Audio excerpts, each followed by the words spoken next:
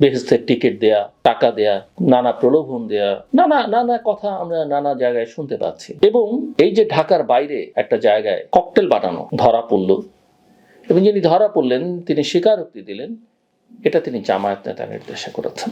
এবং আজকেই খবর, পুরনো ঢাকায় একটি নির্বাচনী কেন্দ্রে অসংখ্য ক্রিকেট ব্যাট, 23 শতাধিকের মতো ক্রিকেট ব্যাট পাওয়া গেছে। এবং যিনি খবরটা দিয়েছেন তিনি এটাও বলছিলেন যে নানা রকমের অস্ত্রশস্ত্র সেখানে দেখা গেছে। মানে হচ্ছে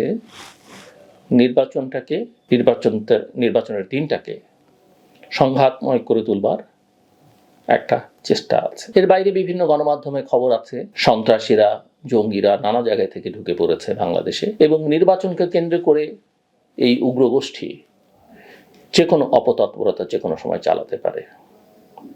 এর পেছনে অবশ্যই জামাতের সংস্রব আছে কিনা, কোনো খবর বলছে আছে, সেটা খতিয়ে দেখা দরকার।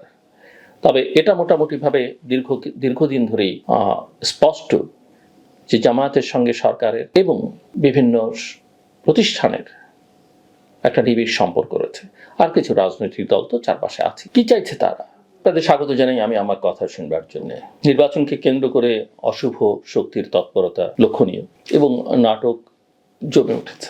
যদিও নির্বাচনটা উৎসব বা নাটকের বিষয় নয়। আপনারা সবাই জানেন যে জামায়াত ইসলামের আমির শফিকুর রহমানের এক্স হ্যান্ডেল হ্যাক হওয়া নিয়ে অনেক কথাবার্তা হয়েছে। প্রযুক্তিবিদরা বলছেন যে হ্যাক হওয়া অ্যাকাউন্ট এত দ্রুত রিকভার করা সম্ভব নয়। কিন্তু দুর্ভাগ্যজনক হলো যে অতীতের বিভিন্ন রাজনৈতিক সরকারের সময় নানা ঘটনায় নানান জনকে যেভাবে ভিকটিম বানানো হয়েছে, নানা নাটক তৈরি করা হয়েছে, সেরকমই বঙ্গভবনের একজন কর্মকর্তাকে ভিকটিম বানাবার জোর চেষ্টা চলছে। খানিকটা আজ আমরা করতে পারছিলাম। আমি কিছুদিন গত 2-3 দিন ধরে এই বিষয়ে কথা বলছিলাম যখন এটা শুরু হলো গত 2 দিন ধরে। কিন্তু এখন পুলিশের বিভিন্ন সোর্স বিভিন্ন পত্রপত্রিকাকে বলছে যে জোর করে এই কাজটা করানো হচ্ছে। এই ধরনের পরিস্থিতিতে কোনো হুইসেল ব্লোয়ারের পক্ষে প্রকাশ্যে আসা বাংলাদেশের মতো বাস্তবতায় একটু কঠিন। কিন্তু পুলিশের অনেকেই বলছেন যে জোর করে ওই নিরীহ ব্যক্তিকে ফাঁসানোর চেষ্টা হচ্ছে। মূল লক্ষ্যটা হচ্ছে দৃষ্টিটাকে বঙ্গভবনের দিকে নিয়ে যাওয়া, কখনো ক্যান্টনমেন্ট, কখনো বঙ্গভবন, এবং হয়তো এর সঙ্গে রাষ্ট্রপতির যোগসূত্র খুঁজে বের করবার একটা চেষ্টা চলতে পারে। আমরা নির্বাচনী ক্যাম্পেইনে জামায়াতের নানা তৎপরতা দেখছি, বেহেশতের টিকিট দেয়া, টাকা দেয়া, নানা প্রলোভন দেয়া, নানা কথা আমরা নানা জায়গায় শুনতে পাচ্ছি। এবং এই যে ঢাকার বাইরে একটা জায়গায় ককটেল বানানো ধরা পড়ল, এবং যিনি ধরা পড়লেন তিনি স্বীকারোক্তি দিলেন এটা তিনি জামায়াত নেতা নির্দেশে করেছেন। এবং আজকেই খবর, পুরনো ঢাকায় একটি নির্বাচনী কেন্দ্রে অসংখ্য ক্রিকেট ব্যাট, 23 শতাধিকের মতো ক্রিকেট ব্যাট পাওয়া গেছে। এবং যিনি খবরটা দিয়েছেন তিনি এটাও বলছিলেন যে নানা রকমের অস্ত্রশস্ত্র সেখানে দেখা গেছে। মানে হচ্ছে নির্বাচনের দিনটাকে সংঘাতময় করে তুলবার একটা চেষ্টা আছে। এর বাইরে বিভিন্ন গণমাধ্যমে খবর আছে সন্ত্রাসীরা, জঙ্গিরা নানা জায়গায় থেকে ঢুকে পড়েছে বাংলাদেশে, এবং নির্বাচনকে কেন্দ্র করে এই উগ্রগোষ্ঠী যে কোনো অপতৎপরতা যে কোনো সময় চালাতে পারে। এর পেছনে অবশ্যই জামাতের সংস্রব আছে কিনা, কোনো খবর বলছে আছে, সেটা খতিয়ে দেখা দরকার।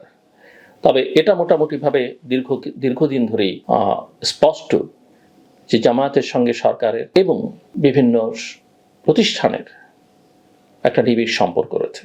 আর কিছু রাজনৈতিক দল তো চারপাশে আছে। কি চাইছে তারা? বলছে তারা নির্বাচনে জয়ী হবে।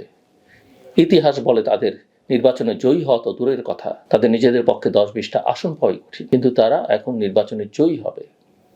আর জয়ী না হতে বলে নিদেন পক্ষে বিরোধী দল তো বটেই, এবং এমন সংখ্যক আসন নিয়ে তারা বিরোধী দলে থাকতে চায় বা থাকবে মনে করছে, যাতে করে বিএনপিকে নাকে দড়ি দিয়ে তারা তাদের সঙ্গে মিলে সরকার গঠন করতে বাধ্য করতে পারে। কোনো বিশ্লেষকের মতে এটা সরকারেরও পরিকল্পনা। ওদিকে গণভোট তো আছেই, গণভোটের ফলাফল, 180 দিন ব্যাপী গণপরিষদের কার্যক্রম, এবং সেই সময়টাতে কি হবে, এই প্রশ্নগুলো বেশ ভালোভাবে আছে। এবং জামাতের এই উত্থান, তার মিত্রদের এই উত্থান বাংলাদেশকে কোথায় নিয়ে যাবে? এই উত্থানের পেছনে কারা? এই উত্থান কি আসলেই উত্থান, না এই উত্থানকে দেখানো হচ্ছে? লক্ষ্যটা কি? এটা কি ইজিপ্টের মতো হবে? এরকম আরো দেশের মতো হবে? আমরা কেউ জানি না। তবে বাস্তবতা হচ্ছে বাংলাদেশের সাধারণ মানুষ, বাংলাদেশের গণতন্ত্রকামী মানুষ, যে দল মত পথেরই হন না কেন, বিভাজন আছে, অতীত হয়তো অন্ধকার আছে, কিন্তু তার চাইতে বড় অন্ধকার, গভীর অন্ধকারের মধ্যে বাংলাদেশকে কোনো অবস্থাতেই ঢুকতে দেওয়া যাবে না। আমরা মনে করি যে কোনো পরিস্থিতিতে আমাদের রুখে দাঁড়ানো দরকার, আমাদের সজাগ হওয়া দরকার, আমাদের সতর্ক হওয়া দরকার। যে বাস্তবতার মধ্যে আছি, এই বাস্তবতার মধ্যে যে শক্তি তুলনামূলক বিচারে বাংলাদেশকে সামনের দিনে নেতৃত্ব দিতে পারবে, এগিয়ে নিতে পারবে, তাদের পাশে সবার এই মুহূর্তে দাঁড়ানো দরকার। এবং শুধু এগুলোই নয়, এই যে অস্ত্র, এই যে ক্রিকেট ব্যাট, এটা নয়। আপনি জানেন যে সিল বানাতে গিয়ে ধরা পড়েছেন, সিল বানাতে গিয়ে একজন ধরা পড়েছেন, এবং সেটা জামাতের নেতার ভাষ্য অনুযায়ী বা নির্দেশ অনুযায়ী সিল বানাতে গেছেন। আমরা কি দেখেছি, এই যে পোস্টাল ব্যালট, বাহরাইন সহ বিভিন্ন দেশে ঘরে ঘরে পোস্টাল ব্যালট পাওয়া গেছে। তারা কাদের ঘরে পাওয়া গেল, কে পাঠালো, এটা বিবেচনার দাবি রাখে। আর জামাতের যে নতুন নতুন বয়ান, এই যে স্বাধীনতার নেতৃত্ব কে দিল, ঘোষণা কে দিল, তারা কি করেছে, বিতর্ক করবার চেষ্টা করেছে আওয়ামী লীগ রাজনৈতিক স্বার্থে, কিন্তু ওটাকে অস্বীকার করতে পারেনি যে তৎকালীন মেজর জিয়া বঙ্গবন্ধু শেখ মুজিবুর রহমানের পক্ষে স্বাধীনতার ঘোষণা করেছেন। সেটুকু তাদেরকে স্বীকার করতে হয়েছে, যদিও তার আগে মেজর জিয়া নিজে একবার ঘোষণা দিয়েছিলেন। আর বঙ্গবন্ধু যে বাংলাদেশের স্বাধীনতার অবিসংবাদিত নেতাকেও স্বীকার করুন কিংবা না করুন, এটা মানতেই হবে। আর সেই মুহূর্তে 1971 সালের সেই মার্চের দিনগুলোতে মেজর জিয়ার মতো একজন সেনা কর্মকর্তার ঘোষণা যে কারো চাইতে, যুদ্ধাবস্থায় মানুষ রাজনীতি খোঁজে না, যুদ্ধাবস্থায় সৈনিক খোঁজে, সেনা কর্মকর্তা খোঁজে। জিয়ার সেই ঘোষণা নিঃসন্দেহে বাংলাদেশের স্বাধীনতাকামী মানুষকে সাহস এবং শক্তি জুগিয়েছে। এবং তার জায়গায় তারই অনুগত একজনকে এনে সামনে দাঁড় করানো, আর যাকে সামনে এনে দাঁড় করানো হচ্ছে, তার বয়ানে যে বক্তব্য আমরা মাঝে মধ্যে শুনছি এখন, এই বয়ান তার নতুন বয়ান। কারণ তাকে বহু বছর আগে আমি নিজেই আমার শোতে ইন্টারভিউ করেছিলাম, তখনকার কথার সঙ্গে আজকের কথার কোনো মিল নেই। এটাই হচ্ছে বাংলাদেশের দুর্ভাগ্য। তিনি মুক্তিযোদ্ধা হন, তিনি রাজাকার হন, কেউই, আর তিনি ধর্মপন্থী হন, ধর্মের কথা বলেন, কেউ আসলে নিজের স্বার্থের ঊর্ধ্বে উঠতে পারেন না, সত্য কথাটা বলতে পারেন না। তারপরে দেশে সিংহভাগ নারীকে ঘিরে জামাত নেতাদের যে বক্তব্য তারা সংশোধন করেন, কিন্তু মনের কথাটা তো আসলে প্রথমবার বেরিয়েই যায় অধিকাংশ ক্ষেত্রে, সবসময় না হলেও। আর সেটা যখন লিখে ফেলেন তখন সেটা বিবেচনায় নিতেই হবে।